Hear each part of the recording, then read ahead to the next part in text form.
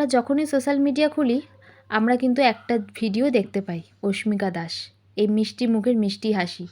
Spinal muscular অ্যাট্রফিতে আক্রান্ত এই অস্মিকা দাস, বাড়ি রানাঘাট।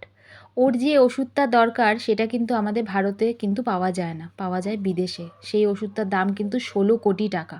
বুঝতে পারছেন 16 কোটি টাকা একটা মধ্যবিত্ত পরিবারে কতটা অ্যামাউন্ট। সারা বছরে যে বাবা মাদের রোজগারের টাকার ধারে কাছে কিন্তু এই 16 কোটি টাকা কিন্তু আসে না। তো এই যে মিষ্টি মুখে মিষ্টি হাসি, আমরা যখনই সোশ্যাল মিডিয়া খুলি ভিডিওটা আসলে আমাদের হাতটা কিন্তু সেখানেই কিন্তু স্টপ হয়ে যায়। এই হচ্ছে সেই ওষুধের নাম। তো আসুন আমরা সবাই এই অস্মিকাকে একটা নতুন বছরে নতুন জীবন দিয়ে তাকে আমরা বাঁচিয়ে তুলি। একটা মায়ের কোল আলো আমরা আবার তাকে ভরিয়ে দিই। এই যে স্ক্যানারটা তোমরা দেখতে পাচ্ছ, তোমরা এই স্ক্যানারে কিন্তু নিজেদের যা সামর্থ্য পাবে তোমরা দেবে। আর এখানে যে নামটা আসবে ইমপ্যাক্ট গুরু, তোমরা কিন্তু এটাতেই দিও।